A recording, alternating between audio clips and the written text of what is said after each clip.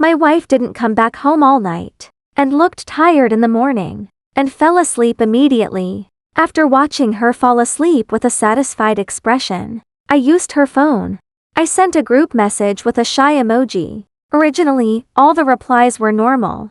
I also perfunctorily replied that it was a child's mistake. However, until one reply made me feel a chill from my back to my head. "Dear, do you miss me? Your coy look last night was really charming." I kicked my sleeping wife away and smashed the phone in her face. I said angrily, "Your dear baby, I sent you a message saying that you looked charming last night." Even if my wife is sincere and has a good psychological quality, she began to panic in the face of this situation. She pounced on me to grab the phone, but I kicked her down to the ground. She begged me with her hair loose on her knees, "Please don't do this. Let's live a good life, okay? Live a good life?" I think this is the saddest joke I've ever heard in my life. "Don't worry, I will live a good life, but before that, I will kill you too first." In front of Cheng Xin, I replied to the other party with a message. "I really missed you last night.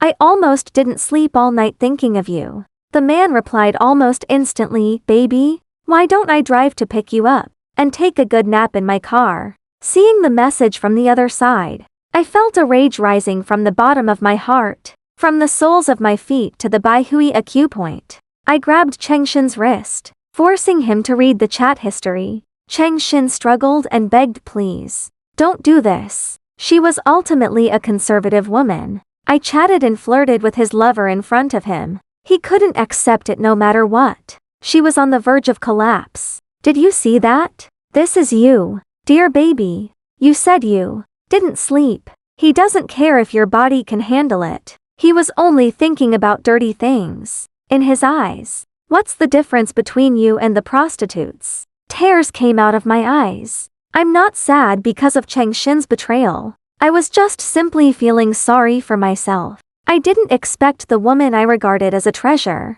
would do this to herself. I grabbed Cheng Xin's neck with both hands, watching him struggle for breath, and struggled desperately, with cold eyes, with no emotion. I thought I could handle this matter rationally, just like the book said. Even if you don't love, I shouldn't leave with resentment. But I really couldn't do it. Then a message sound came up. If it weren't for this timely message, I don't know if I would really strangle Cheng Xin. I let go of my hand. Cheng Xin collapsed to the ground instantly, coughing violently, and looked at me with endless fear in his eyes. Just for a moment, he really felt like he was going to die. I opened Cheng Xin's phone, probably because he hadn't replied. Han Yingjun sent another message. "Why didn't you reply? Baby, if you don't feel comfortable sleeping in the car, then let's go to the hotel." After seeing the message, I gave Cheng Xin a cold glance. This woman is stubborn, and she was stubborn. It was too hard to get useful information from her. In that case, I'll try to get information from Han Yingjun. I started to set up language traps, and purposefully induced Han Yingjun to expose himself, to collect more evidence. I pretended to be sincere. I replied, "Time flies so fast. Do you remember when we started?" Han Yingjun replied immediately, "Of course I do. We met in the army the previous winter. I still remember your coy and hesitant attitude." To be honest, I overestimated Han Yingjun. This scumbag doesn't need me to trap him. He himself exposed a lot of useful information. Han Yingjun is Cheng Xin's leader. They had been together for over a year. At that time, Han Yingjun had just gotten married. Cheng Xin even attended his wedding. From the grassroots production position to the agency, along the way, they can be said to have supported each other. He was promoted while I was.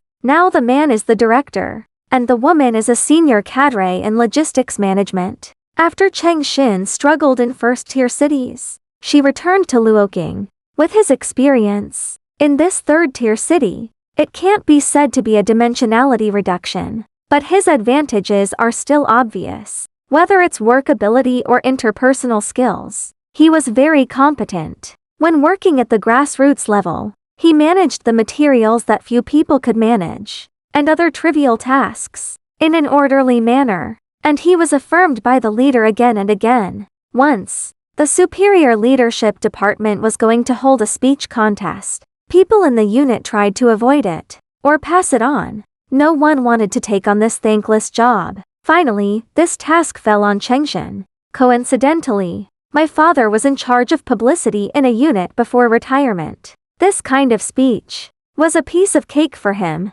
He spent more than 2 hours and wrote a touching speech. The full text was tightly focused on the theme. The speech was of high quality, which was already excellent, coupled with Chengshin's elegant and generous temperament. In this speech contest, he won the applause of the audience. The congratulations from other units made the leader proud, so his career path was suddenly opened. But what I can't figure out is that his career path had been paved. As long as he could work step by step, he could rise quickly. But why did he take such a big risk? To cheat on his wife? Is it really a physiological need? I don't think so. Chengshin has never been a woman with strong desires. Is it the inner emptiness caused by spiritual impoverishment? I think this possibility exists. I'm busy with work during the day, and come back to take care of the child at night. After the child falls asleep, I also do some side jobs to earn money to support the family.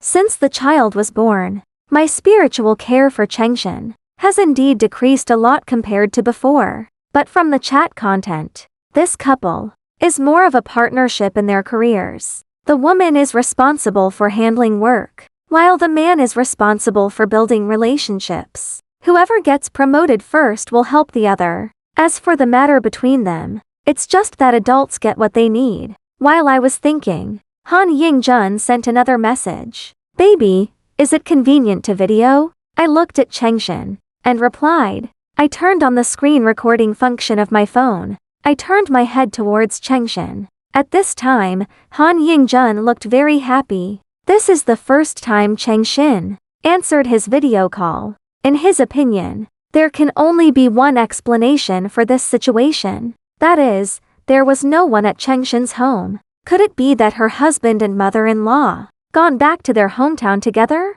Thinking of this, Han Yingjun became excited. Han Yingjun couldn't wait to dial the video call. But when he saw Chengshin unkempt, sitting on the ground with a wooden face, he instantly realized something was wrong. The person who was chatting with him just now was definitely not Chengshin. Thinking of this, his expression suddenly froze. Han Yingjun in the video looked like a short and chubby middle-aged man. If it's a 10-point scale, his appearance is at most 5 points. I really didn't expect he would look like this. I thought he was a handsome guy, but the more ugly he was, the more I feel miserable. I'd rather cheat on him than live a good life with me. I was so angry that I scolded him. Don't you feel sick? If you had found a young and handsome man, I would have accepted it.